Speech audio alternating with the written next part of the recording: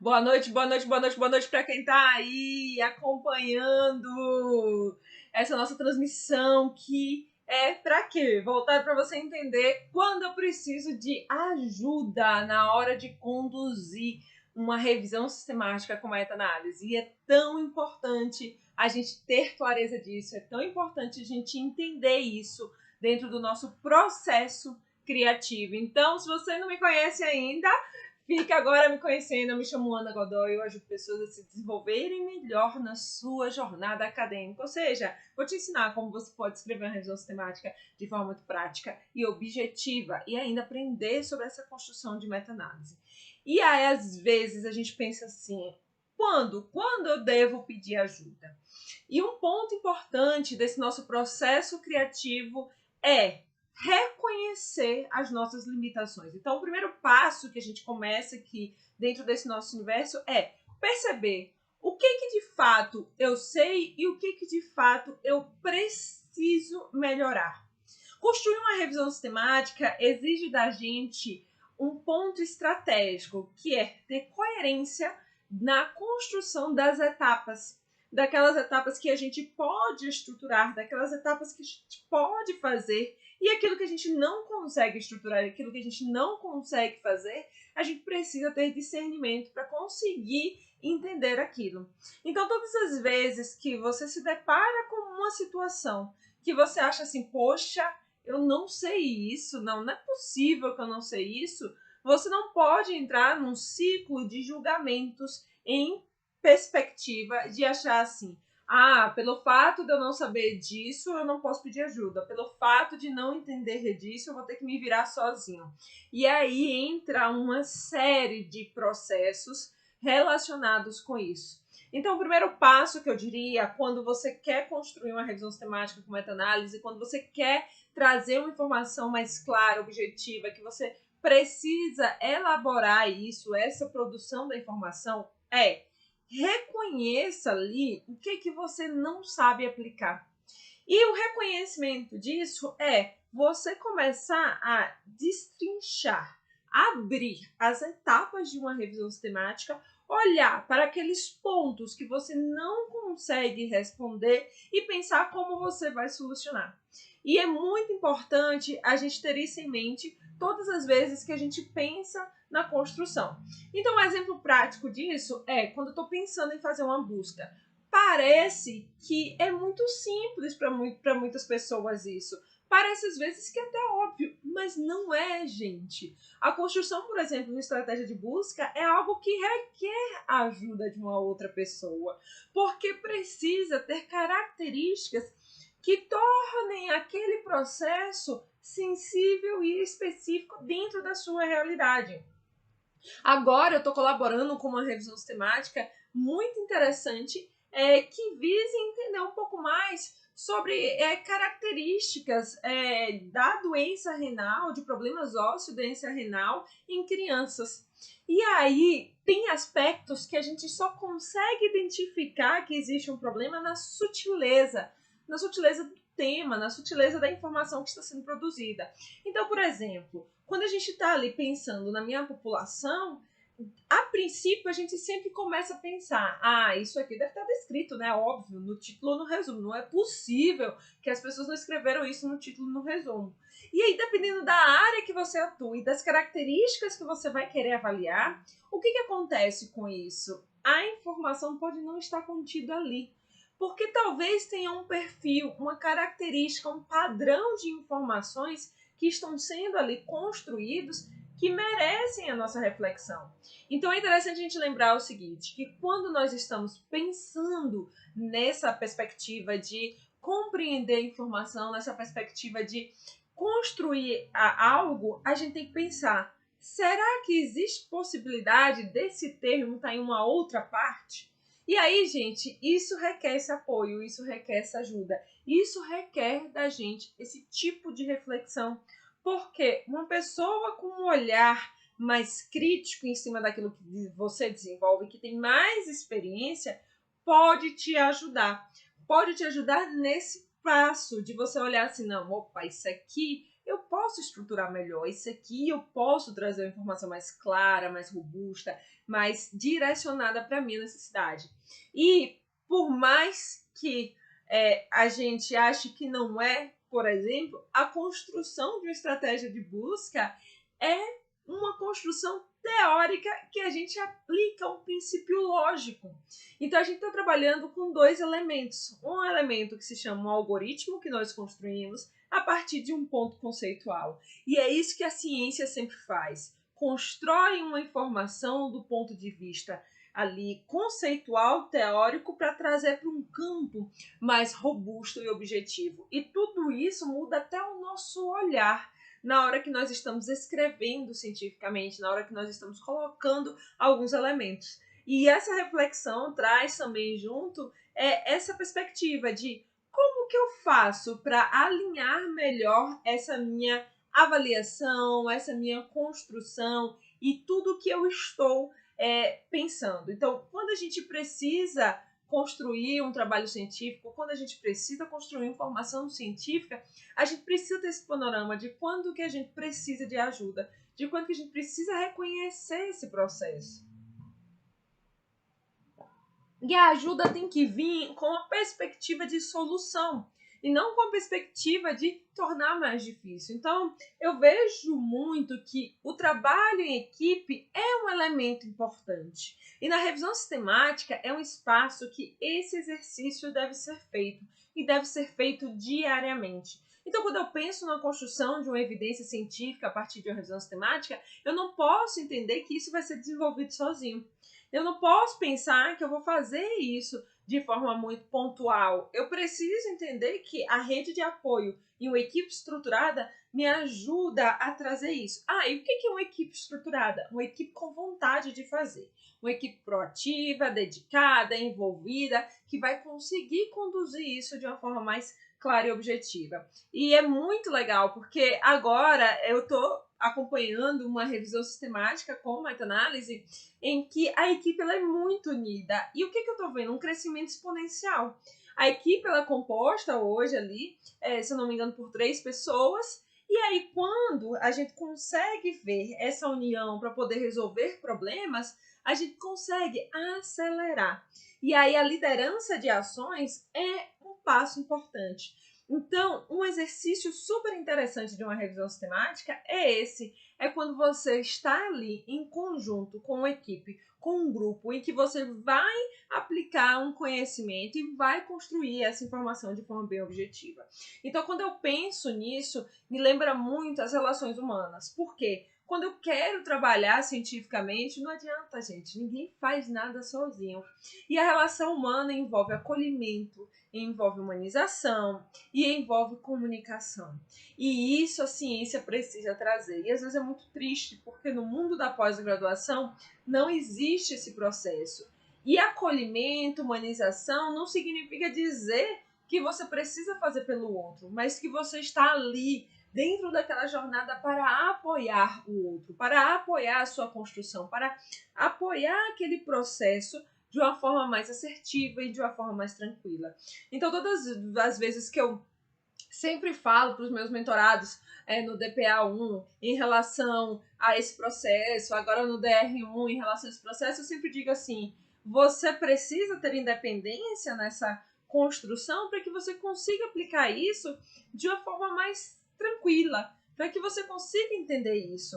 E às vezes, se existe uma história, um tabu de que o orientador ele está aqui no pedestal e ele detém de todo o conhecimento. E nem sempre é assim, porque a ciência ela recicla o tempo todo e nem sempre o orientador vai acompanhar isso. Então, a gente precisa começar a ter essa visão clara do que de fato é trabalhar em equipe, como que a gente se apoia e como que a gente usa a nossa argumentação de forma favorável. Então, esse apoio, esse trabalho requer da gente essa reflexão, que na revisão sistemática é extremamente importante. Eu não faço um trabalho científico, uma revisão sistemática sozinho. Eu não faço uma produção de dados sozinho.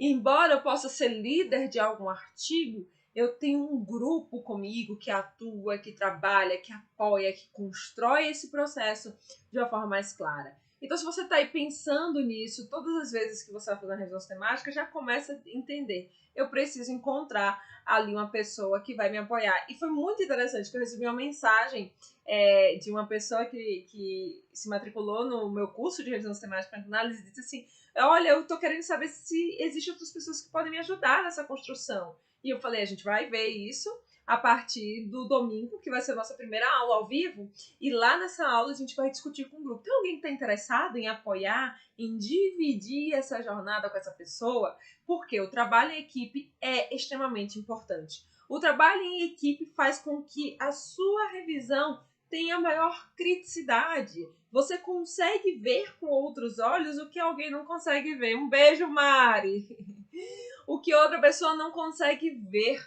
Porque às vezes a gente fica cego diante de uma situação e uma pessoa que está ali externa, apoiando, vai conseguir enxergar um ponto que talvez você não visualize com tanta clareza, com tanto discernimento, com tanto apoio. É tanto que uma das características essenciais de uma revisão sistemática é que se tenha a pessoa que vai liderar a revisão sistemática, o segundo revisor de apoio, às vezes você pode ter um terceiro revisor e não tem problema nenhum com isso, o especialista ali em revisão sistemática, que é isso que eu vou ensinar no meu curso, para que as pessoas se tornem especialistas em revisão sistemática com meta-análise, e o conhecedor do tema, a pessoa que entende a fundo, o expert, aquele que domina. Às vezes esse expert pode ser o primeiro autor também, e está nessa jornada. Então, uma revisão sistemática composta aí por 4 a 5 autores é o que a gente diz que é o trabalho de equipe ideal. Então, lá no meu curso, eu vou estar mostrando o que para você? Como é que você vai se tornar aquele especialista em revisão sistemática e meta-análise? Como é que você vai ter essa independência? Como é que você vai olhar para o dado e vai dizer, isso aqui eu preciso criticar mais, isso aqui eu preciso trazer esse elemento. Às vezes, é um detalhe pequenininho. Tive uma reunião hoje muito legal com um grupo que eu estou atuando, e nessa reunião tinha aquele detalhe pequenininho que precisava daquele olhar cirúrgico em relação a uma medida que a gente estava querendo avaliar. Então, é esse olhar cirúrgico, esse olhar cuidadoso que a gente vai desenvolvendo, que a gente vai observando quando a gente começa a praticar. Então, no meu curso, Descomplicando sua revisão sistemática e meta-análise, você vai ter isso. Você vai ter essa característica de conseguir entender de forma bem objetiva como você aplica isso dentro do seu universo, como você aplica isso dentro da sua área. Então, não é só você pegar simplesmente um livro e ler, sendo que tem questões que ficam travadas nesse processo que precisam caminhar, que precisam andar, que precisam se estruturar de uma forma mais objetiva. Então, é muito importante a gente lembrar disso, de como o trabalho em equipe, ele aumenta a nossa potencialidade de produção. Porque se eu tenho um olhar treinado, uma visão mais crítica e uma capacidade de dizer se está certo ou se está errado, determinada característica dentro de uma condução de uma revisão sistemática com meta-análise, eu vou ter uma informação mais robusta. Eu vou ter informação com uma capacidade melhor de resposta, que é isso que a gente quer. A gente sempre aprende assim, tem que fazer um quadro síntese dos estudos, mas às vezes aquele quadro síntese não vai dar dentro do seu trabalho. E aí? Por que tem que ter um quadro síntese e você vai deixar de apresentar, ou então você vai acabar cometendo um problema aí, gerando um problema na sua revisão, porque você não vai colocar o quadro síntese ali? Então, é aí que a gente começa a costurar alternativas que fazem com que a gente enxergue isso de forma mais objetiva e clara. Então, por exemplo, eu posso pensar quais são as características do quadro síntese que eu consigo unir aqui em forma de tabela para mostrar no meu artigo, por exemplo, e eu levo isso para o arquivo suplementar. Então, esses detalhes são detalhes que fazem com que a gente consiga ter um olhar mais direcionado, ter um olhar mais crítico. Então, gente, é esse tipo de potencialidade que eu vou explorar dentro do meu curso. Não é só você olhar simplesmente para um dado, é você olhar para um dado no meu curso e dizer assim, poxa, Eu posso pegar essa informação aqui e potencializar de outra forma. Eu posso pegar isso aqui e construir. E é esse processo de independência que eu quero que todos vocês tenham. Que não existe isso de que a gente vai concentrar um conhecimento especificamente em um ponto e não vai poder potencializar isso por outros caminhos. E não é. A gente precisa usar os recursos que existem a nosso favor. Então, às vezes, a gente fica travado nas adaptações porque fala, não, a ferramenta tal diz que a gente tem que fazer assim. Se a gente não fizer assim, o negócio vai empacar, o negócio não vai funcionar. Não, peraí. Dentro desse universo, o que eu consigo adaptar? O que eu consigo ajustar? O que eu consigo alinhar? E esse alinhamento vai fazer com que você seja independente. Você, não, isso aqui eu posso fazer porque isso aqui tem lógica, tem aplicabilidade, tem sentido. Você vai se sentir mais seguro. Então, é essa potencialidade que a gente não pode esquecer da produção. E fazer revisões sistemáticas faz com que a gente desenvolva esse olhar crítico, que a gente pegue ferramentas diferentes e interprete aquilo de forma bem clara e objetiva à luz da ciência, que a gente não faça isso de uma forma desestruturada. Então, quando eu penso nesse universo, eu penso em aplicabilidade. E é isso que a gente tem que pensar quando nós estamos lembrando dessa história. Será que eu preciso de ajuda em uma revisão sistemática? Será que eu preciso de apoio? E aí eu já começo a te dizer que isso é importante. Então, quando a gente tem um assessoramento, quando a gente tem esse acompanhamento, quando a gente tem uma equipe que ajuda e quando a gente tem um expert que vai balizar esse processo, que vai nos ajudar nessa construção, essa jornada vai ficar muito mais clara, muito mais objetiva. E muitas vezes o que acontece? As pessoas começam a revisão sistemática e param. Começam o trabalho científico e param. Por quê? Porque às vezes travam em pequenos detalhes que poderiam ser ajustados, em pequenos detalhes que poderiam ser melhorados. Então, quando a gente está pensando nessa construção, a gente está pensando nessa aplicabilidade lógica. Como é que eu costuro de forma clara essa ideia? Como é que eu pontuo os elementos aqui que eu de fato consigo aplicar? Como é que eu vejo isso aqui por um outro olhar? E é interessante que uma das dúvidas que já tem das pessoas que estão lá no meu curso, uma das dúvidas foi, será que a minha pergunta é boa? E isso, gente, é crucial. Porque quando eu chego para um campo prático de entender a aplicabilidade da minha pergunta, só que eu tenho insegurança se a minha pergunta é boa, te trava. Você não faz. Você para ali exatamente onde você está. E o que a gente não quer? Que é esse travamento. A gente quer que as etapas elas aconteçam de forma fluida, de forma objetiva e de uma forma muito clara, para que a gente consiga avançar, para que a gente consiga ver isso pelo campo científico. O assessoramento te ajuda com isso, a você destravar. Então, quando você tem o apoio, quando você tem aquela construção, quando você tem esse universo aqui estruturado e fundamentado, você vai conseguir visualizar isso de uma maneira mais objetiva. Então, quando eu falo de assessoramento, eu estou falando o quê? De apoio, e esse apoio de expert em revisão sistemática e meta-análise, porque isso faz com que a gente tenha uma jornada de produção diferenciada, faz com que a gente consiga avaliar isso de forma mais crítica e que a gente tenha a segurança de que aquele dado é aquele dado, de que aquele dado tem aquela limitação, de que eu não posso fazer mais do que aquilo, ou de que eu posso potencializar o meu resultado.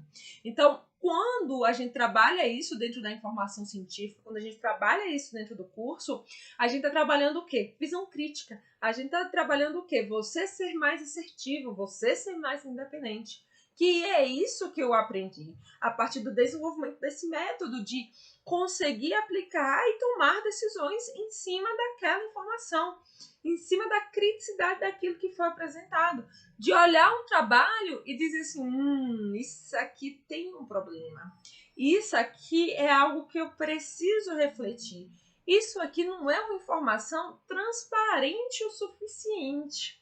E aí, quando eu vou trabalhar com esses elementos, quando eu vou trabalhar com essas características, eu consigo fazer um recorte melhor da informação científica, para que as pessoas consigam, de fato, entender isso. Então, quando eu penso em revisão sistemática, eu penso em estruturação, eu lembro disso, eu lembro dessa questão, de como a gente se desenvolve criticamente para olhar aquilo que foi construído. Eu sou capaz de dizer a você que a partir de uma estratégia de busca e de uma pergunta, você pode ter um problema na sua revisão sistemática. Às vezes, você tem uma pergunta e fez uma estratégia, você já olha para aquela revisão sistemática e diz assim, essa revisão sistemática não foi capaz de captar verdadeiramente aquilo que a gente precisa. Ela não explorou o potencial. Por quê? Faltou um elementozinho chave, faltou uma característica ali. Às vezes, você fica pensando assim, eu vou abarcar o mundo inteiro com a informação que existe. E aí, às vezes, você tinha que ter trabalhado estrategicamente para você ser mais específico. E é isso que a gente faz quando a gente está olhando para a revisão sistemática com criticidade, escolhendo a informação que ela é mais sensível, mais específica, mas entendendo que isso não vai escapar dos nossos dedos. Então, a revisão sistemática, ela traz essa potencialidade para a gente. O que eu consigo realmente palpar, captar, de forma que vai atender a resposta que eu preciso. E aí, às vezes, a gente fica naquela dúvida, não, mas se eu não fizer isso aqui, eu posso perder um artigo. Mas, poxa, eu vou ter que ler 5.000 trabalhos? Aí a gente tem que começar a perceber. Será que não existe um problema nessa sua construção? Será que existe um problema que está elevando ali excessivamente o que existe? Ou será que você não conhecia o tema de forma suficiente e por não conhecer esse tema de forma suficiente, achou que tinham poucos trabalhos e na realidade você tinha muitos trabalhos ali? Então é interessante lembrar disso. É interessante você ter esse laço, ter essa informação de uma maneira mais objetiva. E essa avaliação crítica faz com que a gente seja crítico em diversos espaços, em diversos momentos em que a gente olha cirurgicamente aquele ponto. É que nem um cirurgião. Você quer um cirurgião que seja preciso, que ele vai aplicar a técnica da forma correta. Então, na revisão sistemática, é a mesma perspectiva. Se você conduz a revisão sistemática de forma equivocada, você acaba não gerando o resultado que você de fato poderia. Então, por exemplo, existe um problema que a gente fala e já começa na avaliação crítica, que se chama viés de publicação.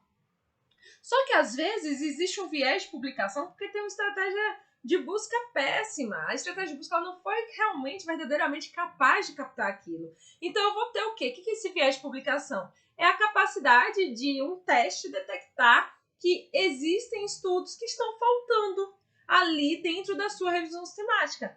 E aí existem duas fontes que podem motivar essa falta.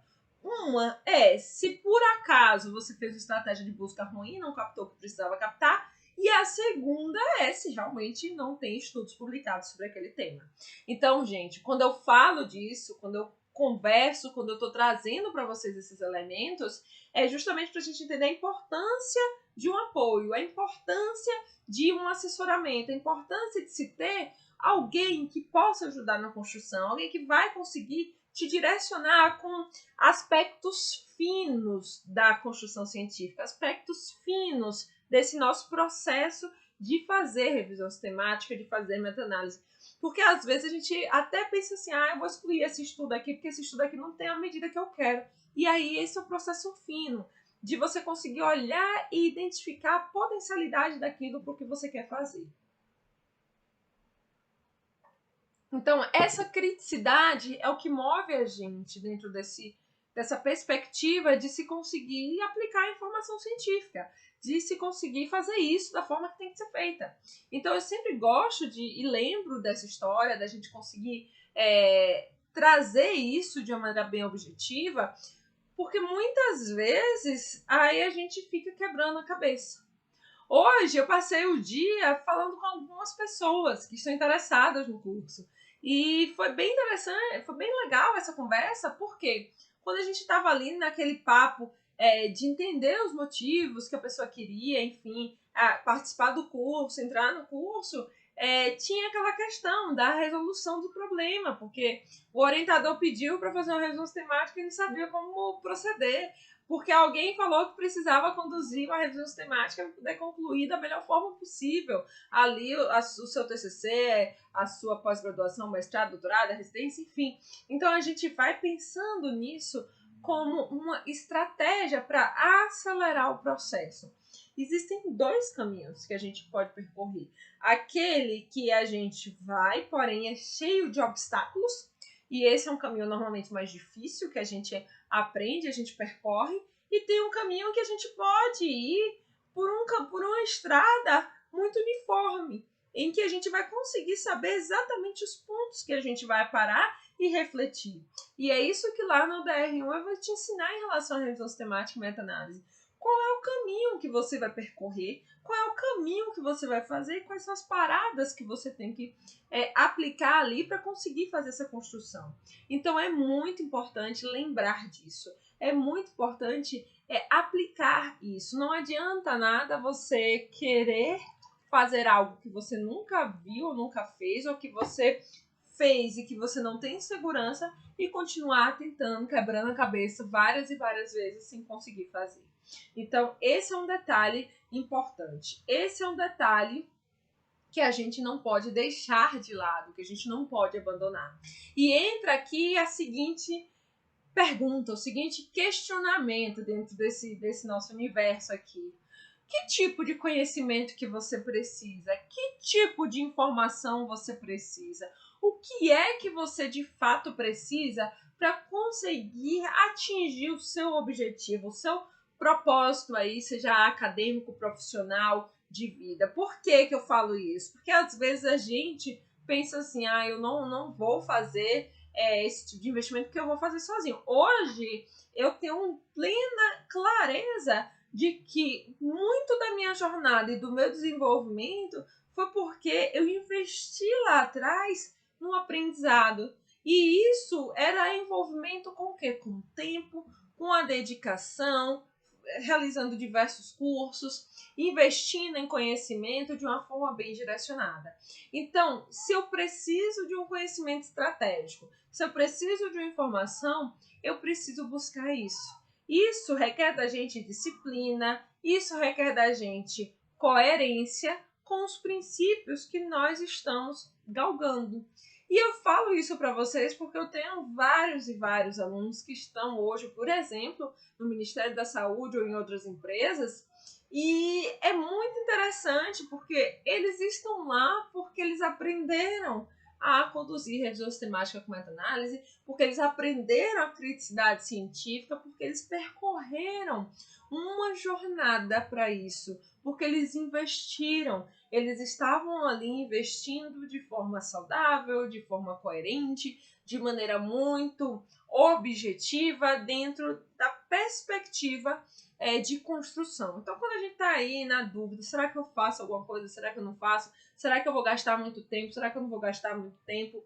E o tempo todo a gente muda o direcionamento daquilo que a gente quer. Então, por exemplo, hoje já existem alguns caminhos que encurtam esse processo de construção científica, como, por exemplo, a automação. Ou seja, é um processo em que eu vou automatizar etapas para que eu consiga acelerar aquilo. E às vezes você está ali, quebrando a cabeça. Então, é importante você conseguir ver isso de uma maneira mais objetiva. Opa, deixa eu ver aqui qual é o elemento, qual é o ponto que eu posso acelerar. Isso aconteceu muito, um exemplo muito prático que eu trago aqui para vocês, com a questão da construção do gerenciador de referências. Por muito tempo, as pessoas faziam referências à mão, e até hoje algumas pessoas fazem. E aí veio o primeiro gerenciador de referências, que é o EndNote, e aí depois desse primeiro gerenciador de referências, veio o Mendeley, veio o Zotero e tem tantos outros. Até o Word hoje tem como você organizar suas referências. Então, o que eu quero te dizer com isso? É que a gente vai lidando com situações e contornando isso. Meus orientadores sumiram e não tive muita ajuda nesse caminho científico. Eu estou fazendo o primeiro artigo sozinho e tem sido complicado por isso. E é importante ter esse apoio. E aí, se a gente não encontra o apoio no orientador, a gente tem que buscar outros recursos. Porque fazer o primeiro artigo científico sozinho é muito difícil, é dolorido, é árduo, porque é como se você não tivesse a quem consultar de fato. Então a gente precisa começar a pensar nessa perspectiva de como validar com essa situação. É possível, se você fez um artigo científico sozinho, é possível sim você publicar sozinho, não tem problema nenhum, tá? Mas você pode mandar sozinha, você pode submeter sozinha, você pode fazer o seu artigo sozinho. Agora, se for um artigo de revisão sistemática com meta-análise, não. Você precisa de uma segunda pessoa, tá? Isso é se for um artigo original que você estiver aí construindo, que você estiver produzindo. Então, gente, essa jornada, ela é solitária muitas vezes. Então, você tem que pensar assim, que tipo de conhecimento eu preciso, que tipo de informação eu preciso para conseguir, de fato, atingir o objetivo que eu preciso. E o objetivo, gente, não é curto prazo, não. O objetivo é longo prazo.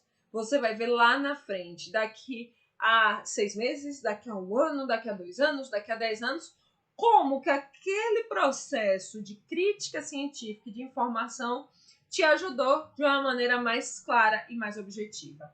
Então, se você quer fazer parte desse universo, de uma construção científica mais crítica, de uma construção científica mais clara, se você quer trabalhar com informação de forma assertiva, não deixe de investir naquilo que é bom para você. Não deixe de investir em conhecimento, não deixe de investir na potencialidade da produção acadêmica, porque é a ciência que modifica as nossas vidas aqui no dia a dia. Existem algumas facetas de modificação, mas a ciência é uma faceta muito forte. E eu te digo isso como, por exemplo, aqui a tecnologia. Como a gente está trabalhando aqui, olha, conectando aqui, eu conhecendo vocês de perto. Isso aqui foi ciência. A tecnologia é uma tradução da ciência. Então a gente não pode esquecer disso. Então eu deixo aqui para você o meu convite para você se inscrever no meu curso de revisão sistemática e meta-análise. Eu vou te ensinar do zero até o avançado. É isso mesmo, você vai aprender lá do básico até o ponto final dessa construção, que é, de fato, ali conseguir conduzir a sua meta-análise e a sua informação científica de forma mais assertiva. Então, gente, qualquer dúvida que você tiver, me manda um direct, eu vou ter o maior prazer do mundo de conversar com você aqui pelo Instagram. Coloca um comentário no YouTube, no Facebook, que eu vou te responder. Então, até a próxima. Um beijo!